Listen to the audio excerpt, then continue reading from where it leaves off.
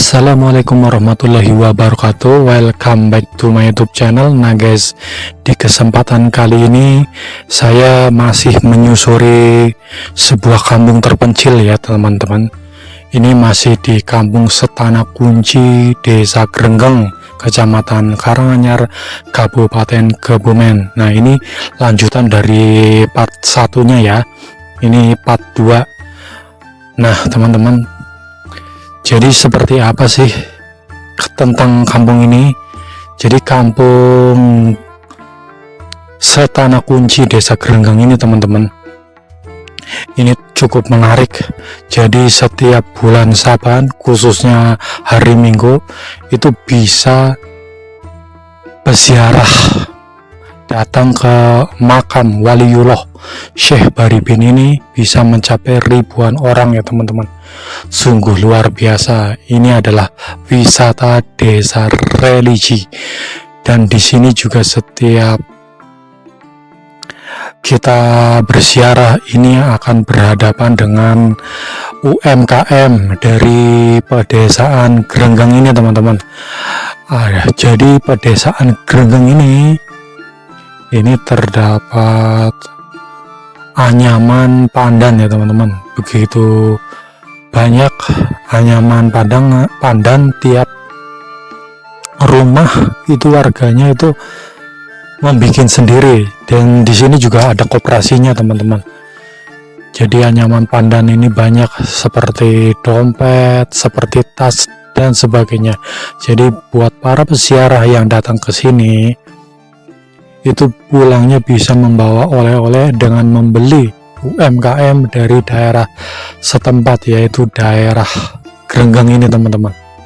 Nah, simak sih seperti apa sih ya Syekh Baribin itu, dari mana Syekh Baribin itu berasal, dan kok bisa Syekh Baribin ini di sini, dan siapa sebenarnya Syekh Baribin.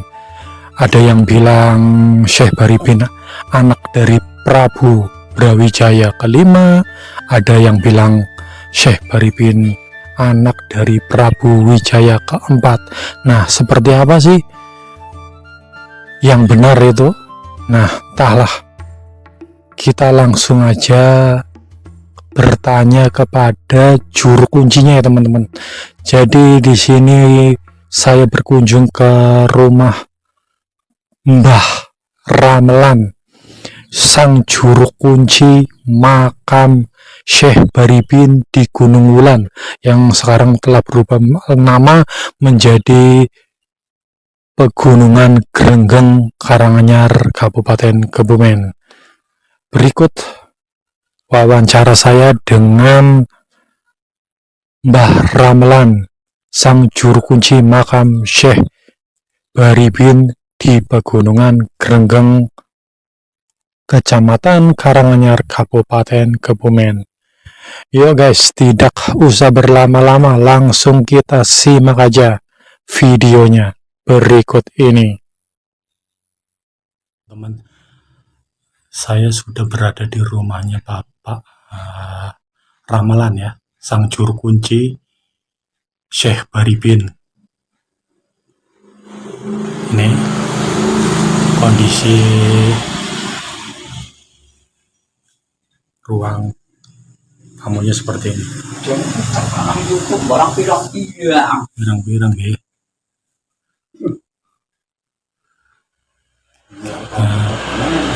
Assalamualaikum Pak, ini saya mau tanya-tanya tentang Syekh Baribin itu, ceritanya itu asal muasalnya dari mana itu Pak? Gimana ceritanya bisa sampai ke sini? Iya. Saya menjawab ya, pertanyaan dari Anda yang hubungannya dengan Baribin. Itu nama Baribin itu sebetulnya banyak. Nama Baribin dari putra Brawijaya I itu namanya Raden Tandriman, ganti nama Haryo Baribin. Terus yang kedua, putra Brawijaya IV yaitu Haryo Saputro atau Haryo Putro, ganti nama Haryo Baribin. Terus putra Brawijaya V yang nomor 23, yaitu Dewi Kentring Manik, itu diperistri Raden Baribin atau Joko Baribin. Bisa juga ada yang nyebut Haryo Baribin, ada yang nyebut Pandito Putro. Terus putra Brawijaya V yang nomor 27, itu namanya Dewi Kentring Dewi itu yang diperistri oleh Pangeran Baribin, itu di Gunung Kidul Yogyakarta. Itu ada juga, itu dari Brawijaya V. Terus putra Brawijaya V yang nomor 78, namanya asli Raden Joko Panular. Terus namanya sekarang ganti, yaitu dari dulu namanya Syekh Baribin. Ada yang mengatakan Mbah Gerenggeng, ada yang mengatakan Kiai Gerenggeng. Itu putra Brawijaya V yang nomor 78. Karena Brawijaya V mempunyai anak 117 orang. Nah, terus kenapa kok Syekh Baribin sampai di sini? Pada waktu itu ada perang zaman Majapahit, itu ada perang yang namanya Perang Paregreg. Itu perang saudara. Jadi banyak anak dari Brawijaya V itu berebut tahta, berebut jabatan. Nah, ini Haryo Joko Panular ini tidak mau ikut-ikutan perang dan rebutan tahta, karena dia senangnya itu bertapa brata. Terus pada waktu itu dia pergi dari keraton Majapahit, dari Brawijaya V. Perginya kemana? Itu ke arah barat. Sampailah di daerah Wanasaba. Di situ ada gunung yang namanya Gunung Tunggurono. Nah, dia bertapa di situ. Nah, sekarang tempat tersebut menjadi nama desa Tunggoro. Dan terus dari situ orang Majapahit itu tahu bahwa Haryo Joko Panular itu ada di daerah itu, lalu dikejar, mau dibunuh. Terus dia pergi lagi sampai ke Laut Selatan. Dan sebelum sampai ke Laut Selatan, dia mampir itu di Gunung Pencu, daerah Gemek Sakti, daerah Kebumen itu kan, ada namanya Gemek Sakti. Nah, terus di situ di Gunung Pencu dia ngajarin kepada ibu-ibu supaya batik kain. Nah, batik tersebut ajaran dari Syekh Baribin diberi nama Sekar Jagat. Ada yang mengatakan Kar Jagat itu. Nah, terus dari situ dia pergi sampai ke daerah pantai selatan. Sampailah dia di daerah Kadipaten Kaleng Turing. Dulu di Kaleng itu Kadipaten pada waktu itu. Adipatinya terus itu putra dari Banyak Cotro atau Raden Kamandoko, namanya Banyak Gumarang atau Banyak Kumoro. itu Adipati Kaleng Kuring.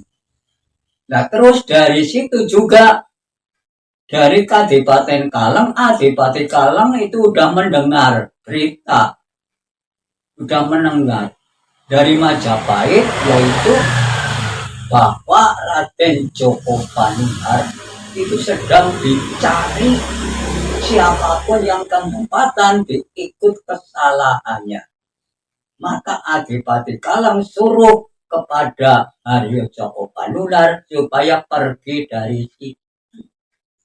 Nah perginya Haryo Joko Panular atau Syekh Baripin ini sampai ke daerah Ayah. Di daerah Ayah bertemu dengan Adipati Ayah yang namanya Ki Ajar Tonggo. Di mana itu di Gua Menganti. Makanya sekarang menjadi tempat wisata di Gua Menganti.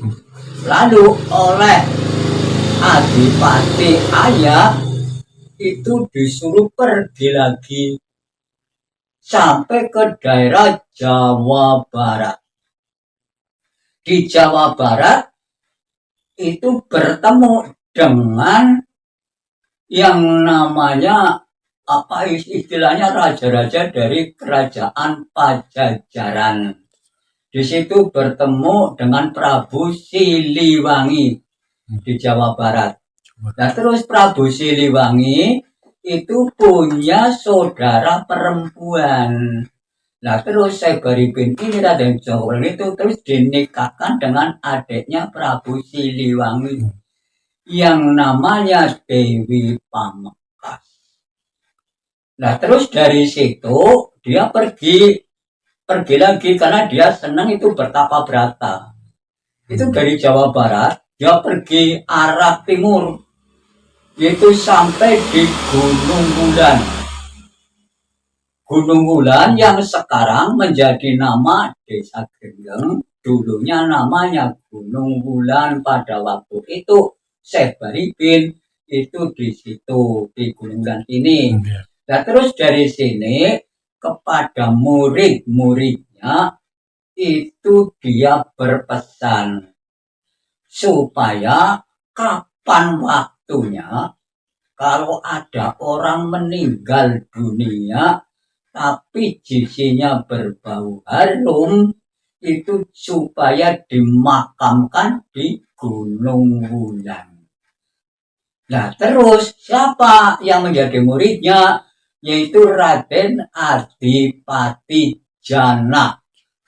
Itu masih pernah buyut dari Ki Ageng Selo Demak. Nah terus yang kedua Adipati yang dari Puring itu dari Kaleng itu menjadi muridnya juga Adipati Kaleng.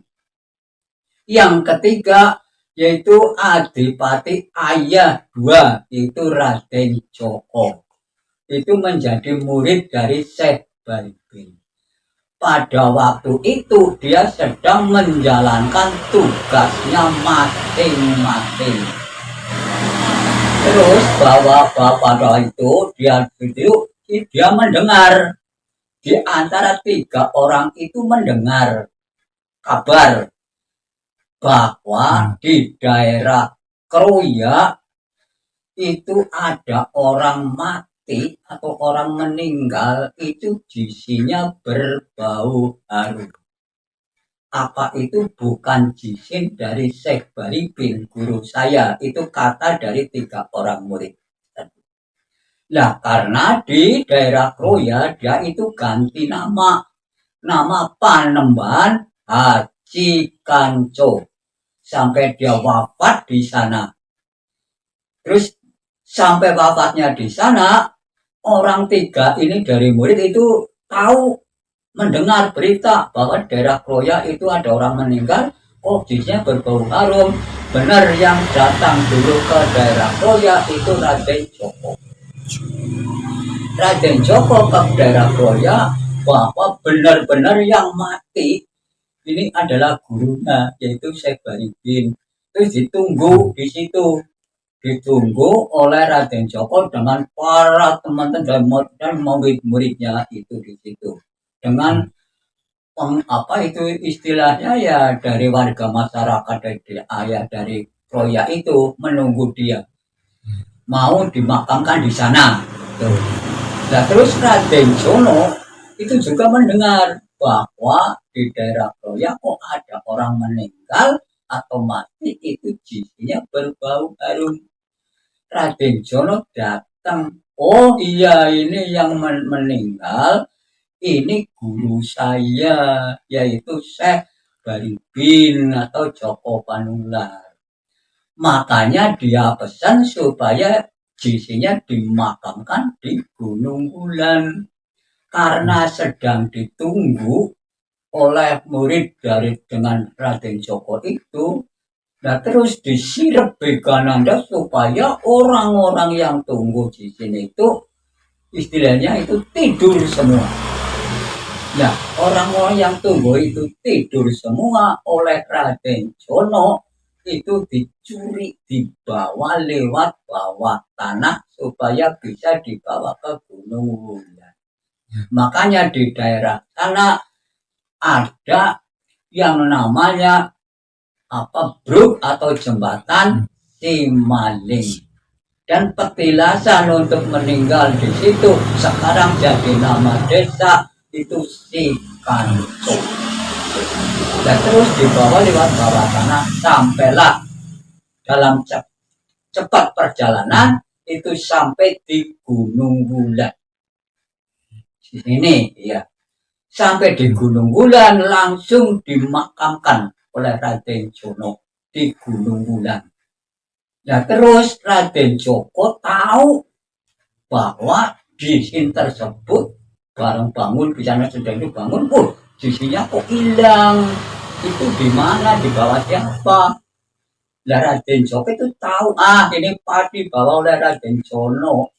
Itu pasti ke Gunung Wulan. Terus Raden Joko nusul sampai ke Gunung Wulan. Nah di sini tersebut sudah dimakamkan di Gunung Wulan. Terus Raden Jono itu mengucap begini, sekarang sama-sama menjadi murid Syekh Baribin. Ini Syekh Baribin sudah saya makamkan di Gunung Wulan.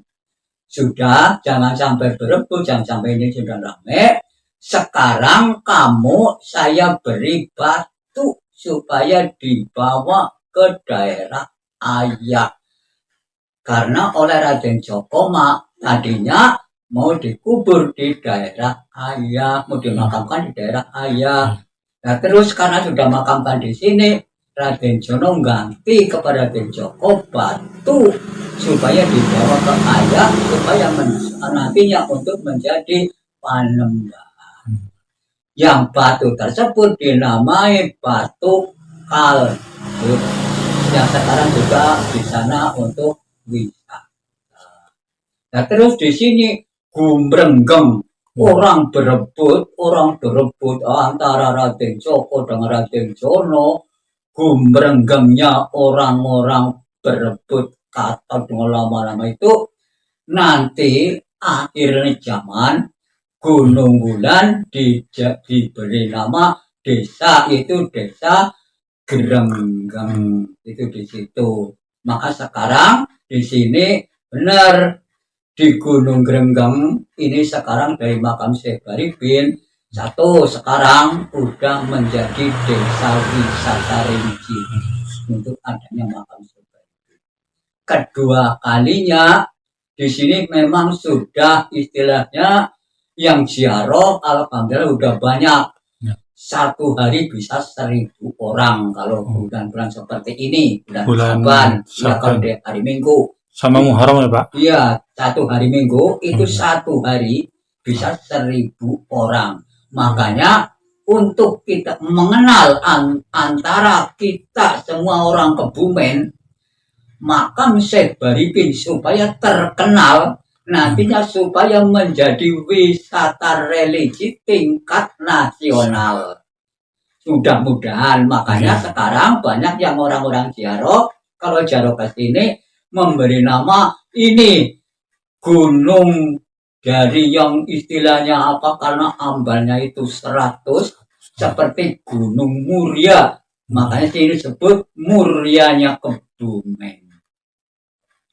Maka dari itu, alhamdulillah di sini ini berbarokah, benar-benar mendapat barokah dari Syekh Baripin untuk desa Grenggeng. Terutama dari sekarang bulan-bulan Saban seperti ini, satu hari bisa mendapat hasil Rp200.000 untuk orang ojek itu. Makanya alhamdulillah itu barokah dari Syekh Baripin. Mudah-mudahan orang-orang yang ziarah ke sini mendapat barokahnya juga. Amin. Apa yang dituju supaya dikabulkan oleh Allah yang Maha Esa. Sekian dari saya ya. Nanti kalau ada apa bisa dianu lagi gitu ya. Terima kasih. Wassalamualaikum warahmatullahi wabarakatuh. Waalaikumsalam warahmatullahi wabarakatuh. Oke lah guys, mungkin demikian ya info yang dapat saya bagikan tentang asal-usul dari Syekh Baripin, seorang waliullah di pedesaan Grenggeng, Kecamatan Karanganyar, Kebumen. Semoga videonya dapat bermanfaat, dapat diambil hikmahnya. Mudah-mudahan teman-teman yang menyaksikan video ini diberikan kelancaran rezeki, keberkahan, hidupnya diluruskan, dimudahkan segala urusannya. Oke lah teman-teman, mungkin demikian ya info yang dapat saya bagikan. Terakhir, nama saya Joan. Wassalamualaikum warahmatullahi wabarakatuh.